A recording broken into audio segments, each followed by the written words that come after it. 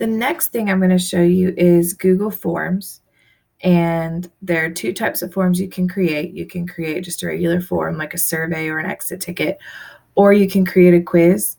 I did have to do both in the certification exam. So there are two ways that you can create a new form. One of them is with the extension Google Docs Quick Create. You just click on it and click what you want to click, but you guys want to add them from your Drive, which is what you'll be doing on the exam. So when you open up your Google Drive, click on New, and then More and Google Forms. And you can either do a blank form or from a template. I'm just going to do a blank form. As soon as you open up that form, make sure you title it. And they will tell you on the exam what they want you to title the forms. So what we're going to do is the first one is when you create a survey, you're just basically asking people for their opinion or their questions.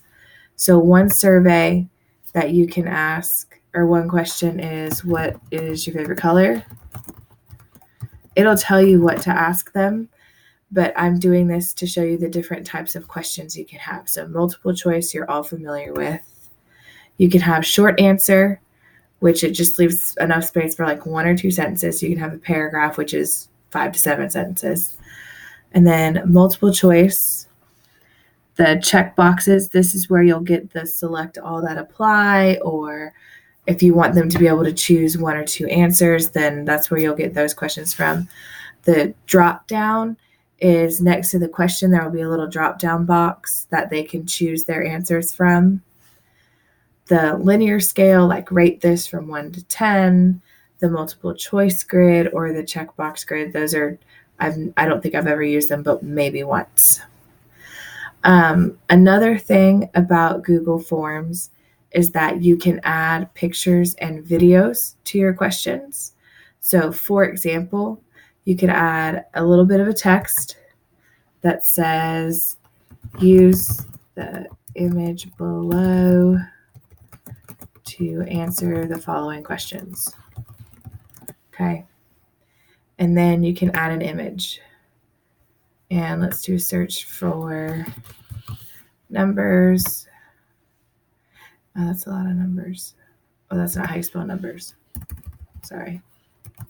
Dyslexic. Okay.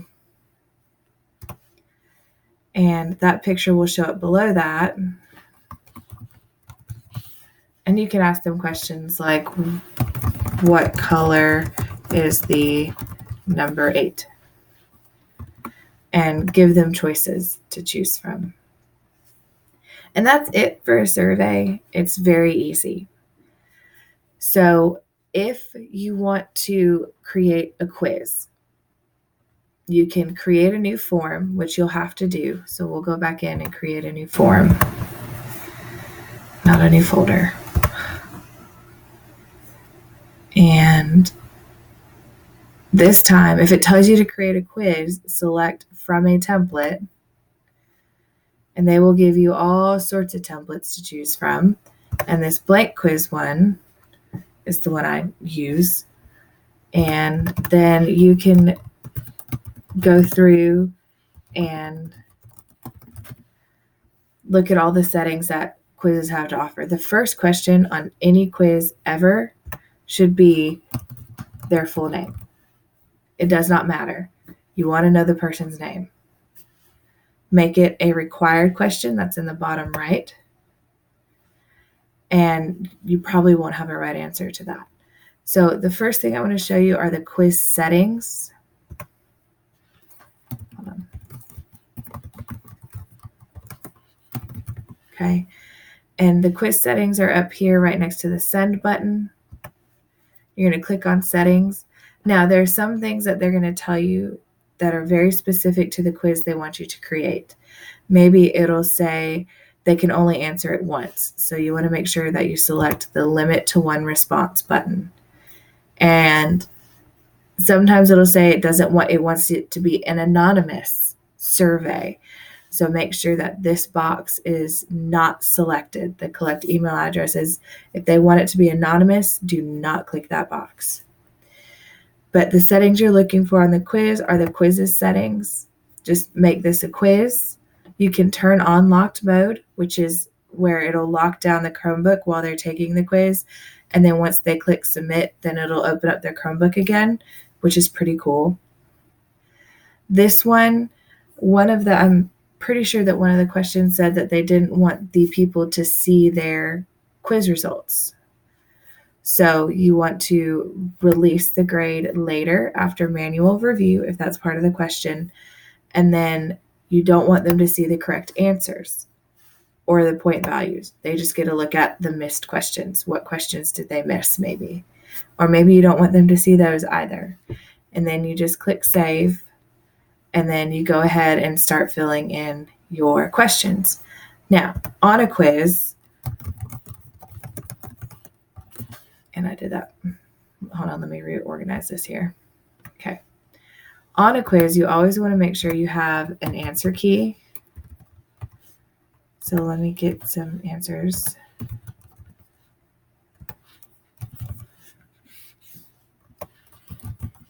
Okay. And the answer key is in the bottom left of the quiz box, or of the question box.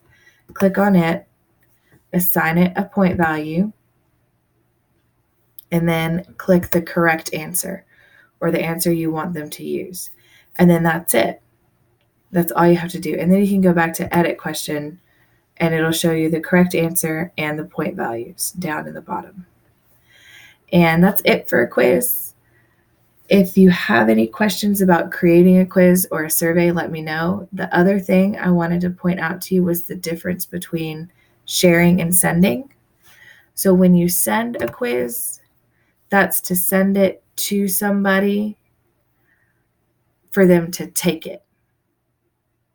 So you're going to put in these emails for certain people and you want them to take the quiz. You don't want them to have the ability to edit the quiz. Always make sure you include the form in the email.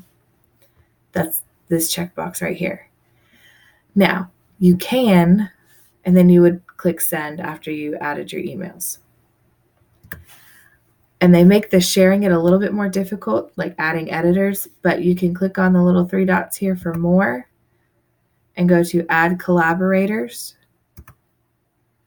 And that way you can add people to help you edit the quiz or rearrange the questions or anything like that.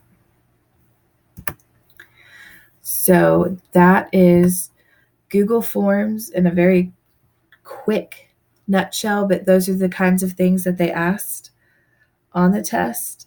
Make sure that you pay attention to what kind of form or what kind of quiz or the settings to the quiz or form that they want you to have. So, and that's it. So good luck.